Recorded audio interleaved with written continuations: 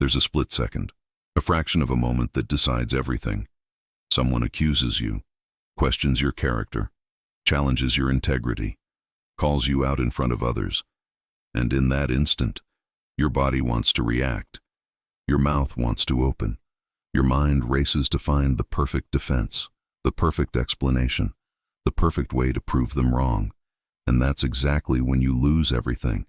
Because Francis Bacon understood something that most people will die never knowing. The moment you defend yourself, you admit you're vulnerable enough to need to. You validate their authority to question you. You step into their frame.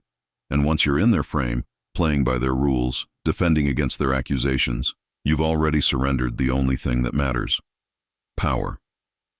This is not about morality. This is not about being good or bad, right or wrong. This is about the cold, brutal mechanics of social dominance. And Francis Bacon, the father of the scientific method, the master of political maneuvering in the court of Queen Elizabeth, knew this game better than almost anyone who ever lived.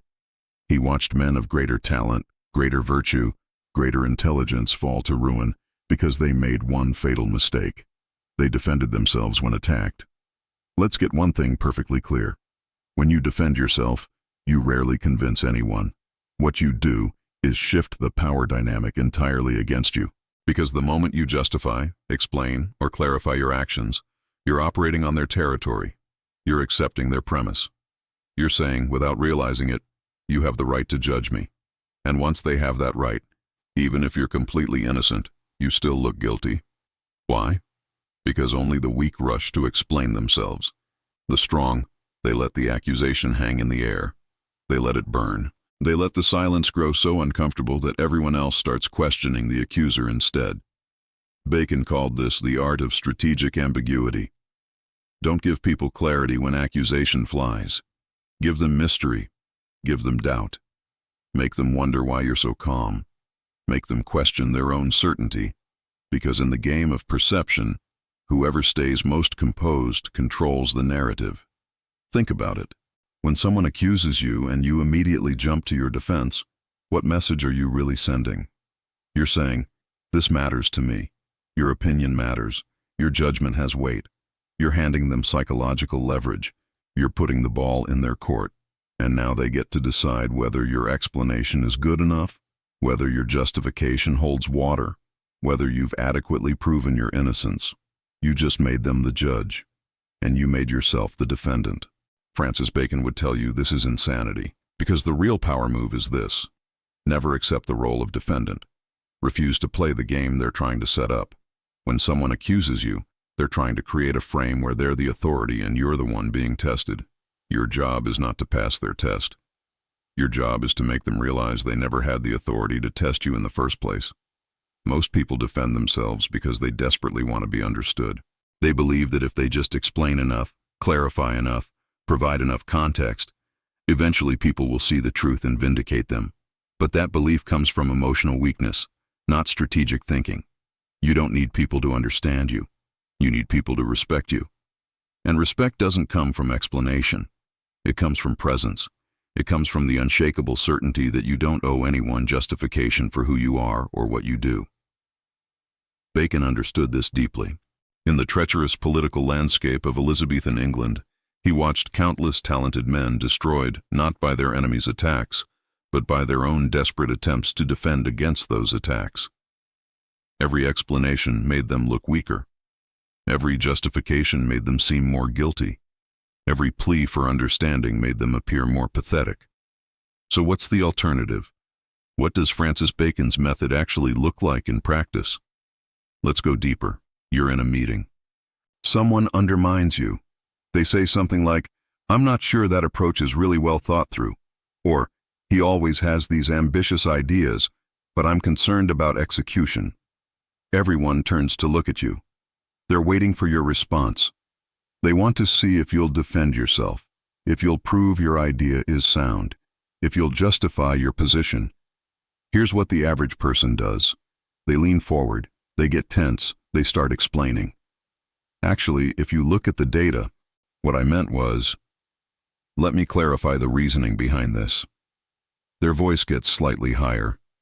Their gestures become more animated. They're trying to prove something. And with every word, every gesture, they're broadcasting one message: I'm threatened. This attack landed.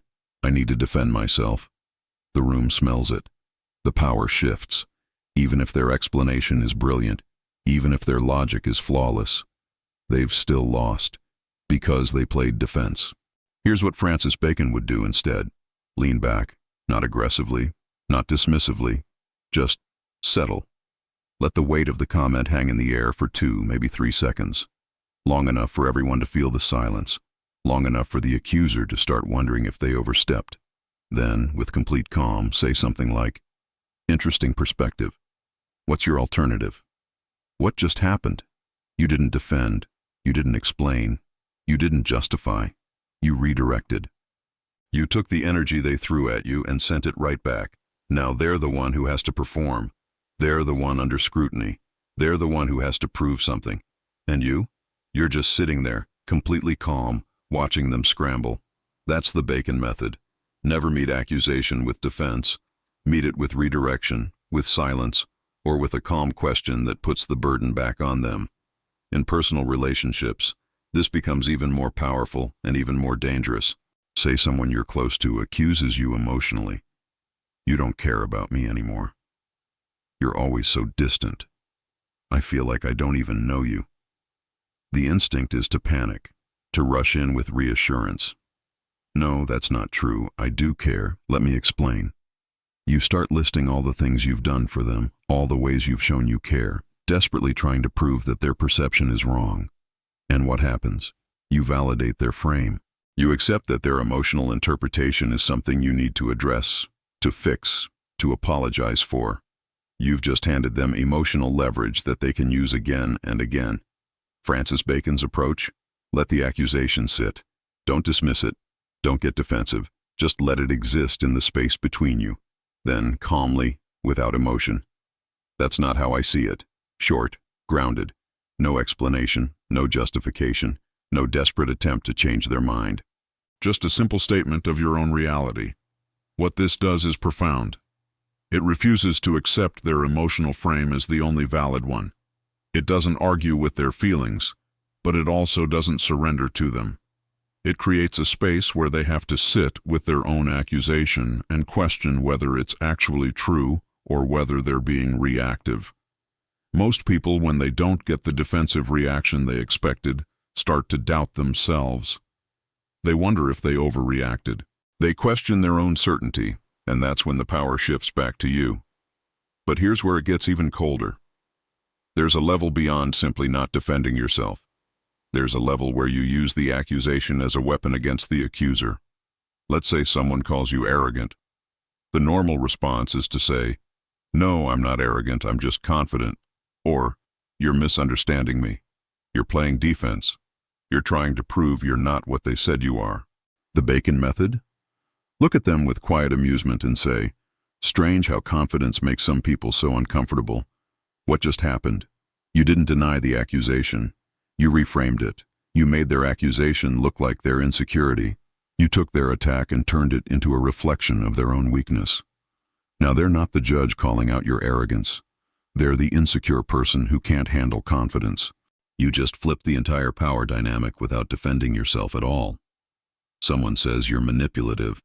You could explain all the ways you're not manipulative, all the good intentions you have.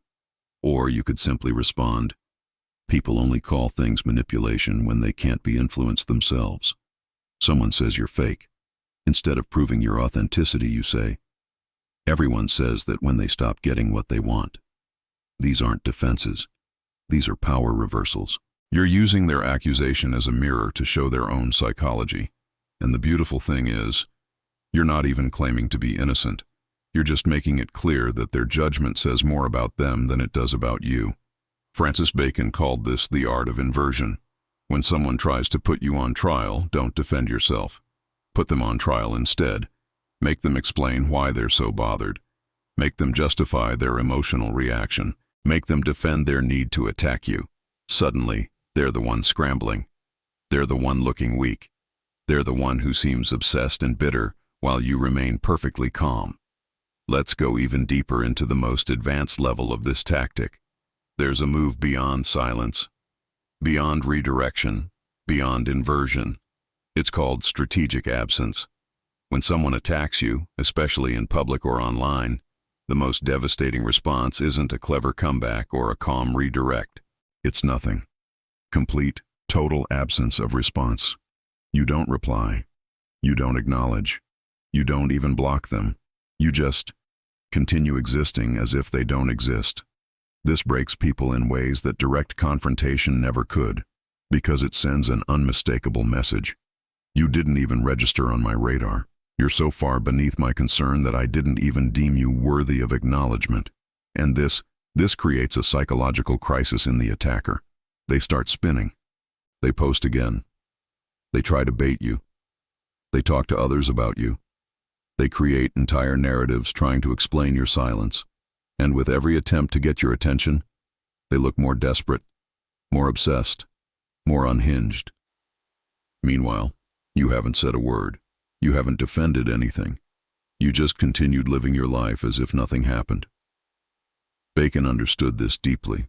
He knew that in the court of public opinion, the person who seems most emotionally affected is the person who loses.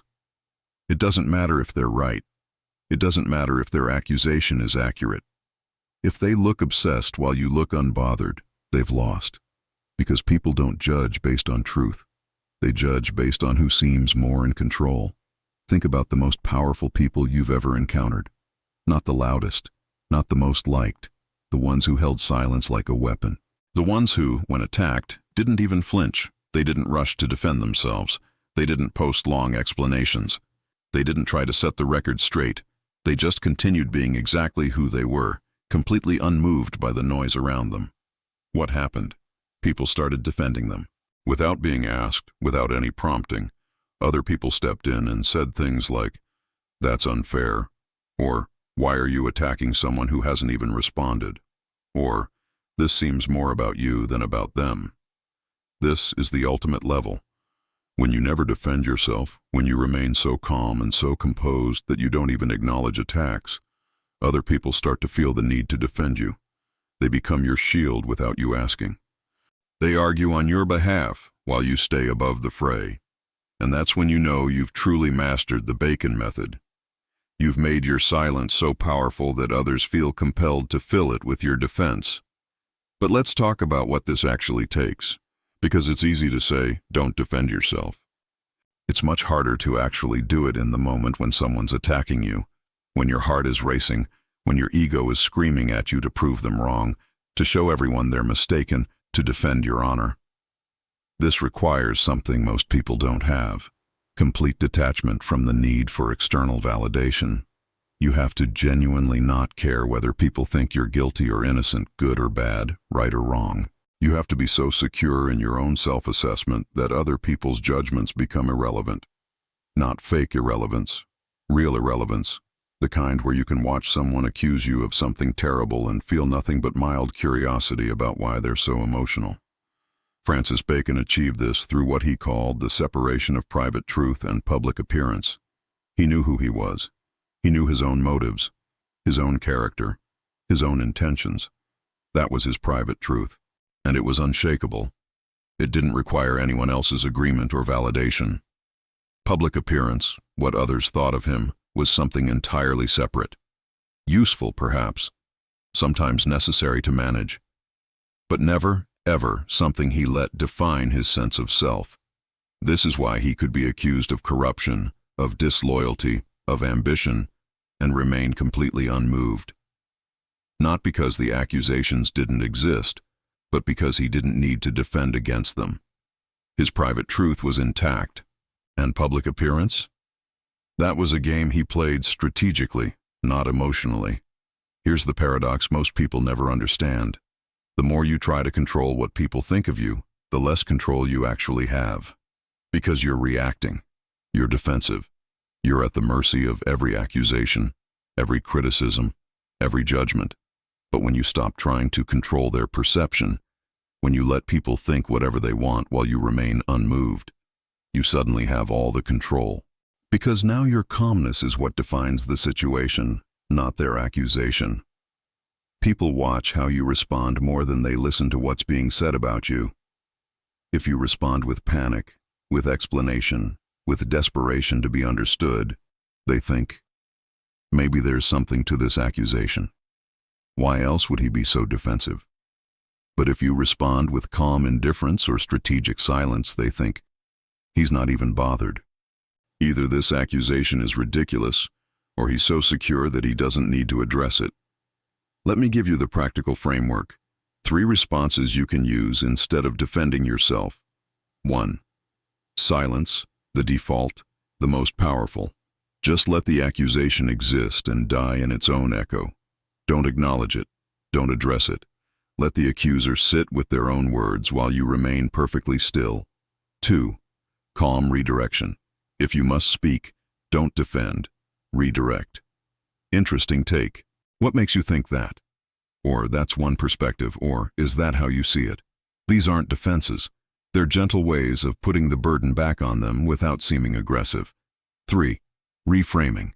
The most advanced. Take their accusation and make it reveal something about them, not you. Confidence seems to bother you, or you seem emotional about this, or interesting that you'd interpret it that way. You're not defending what you did. You're making their attack about their psychology. Notice what all 3 have in common. They refuse to accept the premise that you need to defend yourself.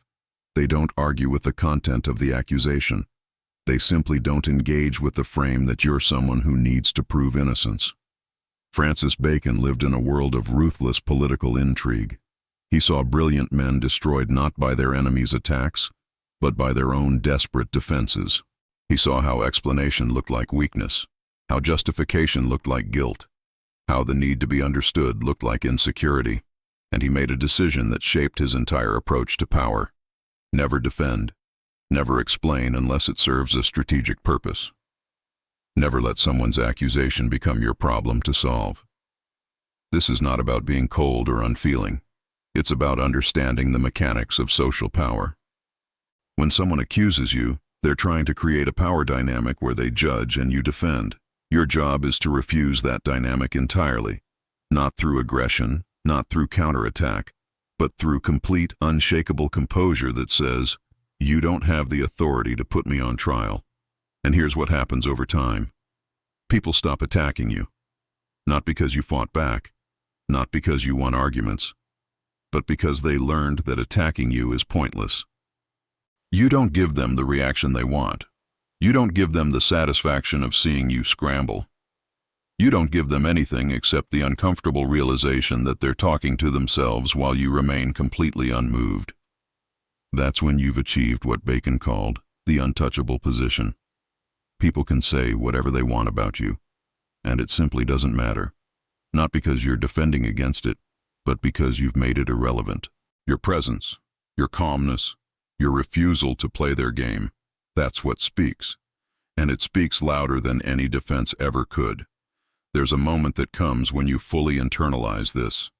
You'll be accused of something, maybe something serious, maybe something that would have sent the old you into a panic of explanation and justification, and you'll feel nothing. Not suppressed anger, not hidden hurt, just genuine, complete indifference. Because you've realized that their opinion, their judgment, their accusation, it has no power over the truth of who you are. That's the moment you become truly dangerous. Not because you attack, not because you defend, but because you've become immune to the primary weapon people use to control each other: shame. And without shame, without the fear of judgment, without the need to be seen as good or right or innocent, you become something most people never achieve. You become free. Francis Bacon understood that the man who defends himself is a slave to public opinion. The man who doesn't is free to define himself. And in a world where everyone is desperate for approval, desperate to be understood, desperate to prove their worth, the person who needs none of that becomes the most powerful person in the room. Not through force, not through aggression, but through the simple, devastating act of refusing to play a game they can't win if you don't participate. So the next time someone accuses you, challenges you, questions your character, remember this. Your first instinct will be to defend, to explain, to justify. And that instinct, that's what's been trained into you by a society that wants you to be controllable. But you have another option. The Bacon option. The option that flips the entire power dynamic. Say nothing, or say very little. Stay calm. Let them carry the weight of their own accusation. Let them wonder why you're not reacting. Let them start to doubt themselves. And watch as the power they tried to take from you collapses back onto them. Because the man who never defends himself sends one unmistakable message. I don't need your approval. I don't need your understanding. I don't need to prove anything to you. And that message, delivered not through words but through presence, through silence, through unshakable calm. That's the most powerful thing you can communicate. You're not on trial. You never were. And the moment you realize that, the moment you truly embody it, is the moment you become untouchable. That's Francis Bacon's trick. Not a trick at all, really. Just a cold, clear understanding of how power actually works. And once you see it, you can never unsee it. The choice is yours. Defend yourself and stay in the game they created, or refuse to defend and create your own game entirely.